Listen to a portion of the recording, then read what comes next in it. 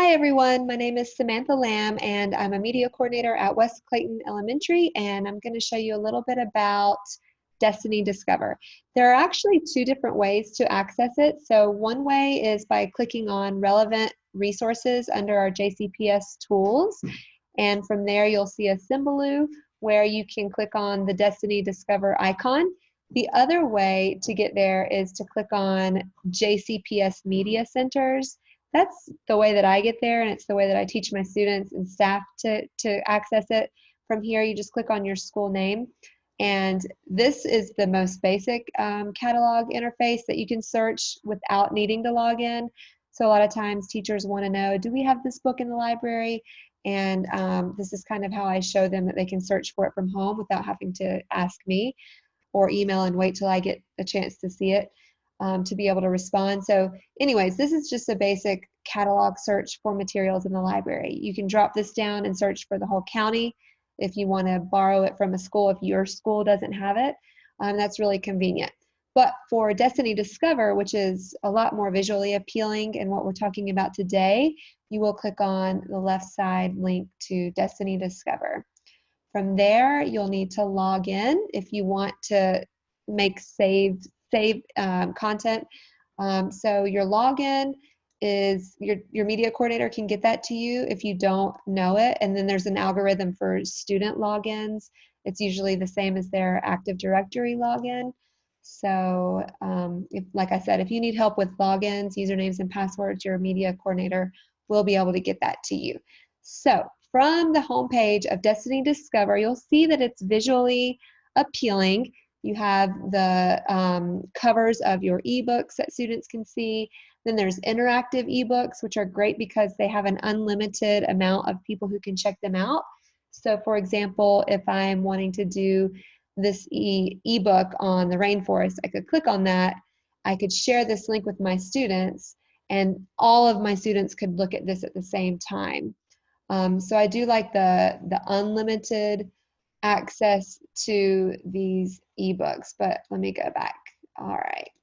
So those are the interactive ones. Again, these are the ebooks. Every school has their own ebook collection, so they're not going to be the same. This is where kids can search by the topic, and you can see that it has clip art, so that's easy for students who are not reading yet. And then up here, which is what most students are able to do, they can search for the book that they want. So let's say you have a student who wants to know if we have a specific Harry Potter book in. So they can type Harry Potter, and they can see all of the books that are in the top left corner. It'll say in or out. So if we scroll down, you can see here this one's checked out. Now, if they want the Order of the Phoenix, they can put it on hold. And with everything being virtual right now, I have a limit set. So students can only put one book on hold at a time. We can change that. But anyways, if they want to put this book on hold, then, the media coordinator can pull it for them with everything being virtual in the situation that we're in right now. If they want to favorite the book, they can click favorite, and it'll add it to a list of favorites. So that's a great thing that I love. They can see how many stars it's been rated. And if you look up here in the left-hand corner, you'll see these 3 lines. If you click on that, you can drop down to your main menu where you can see your favorites. So here I have 2 that I've favorited. Let me go back. And you can see your checkouts, if you have any fines, if you want to look at your history, all of that's here.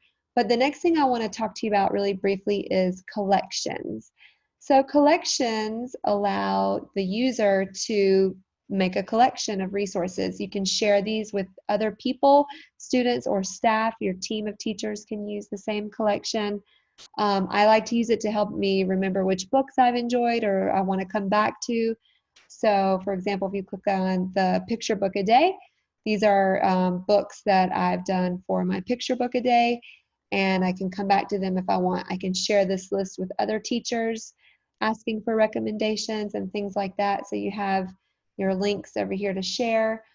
So I love collections. You can also look at public collections that other people have made. So you can see all of the collections within Johnson County Public Schools, and then you can see the collections from everywhere. So this is a great resource for teachers to use for their lesson planning. So we've talked about collections, we've talked about favorites, putting things on hold, and how to search for a book. So that way you can do this remotely from anywhere.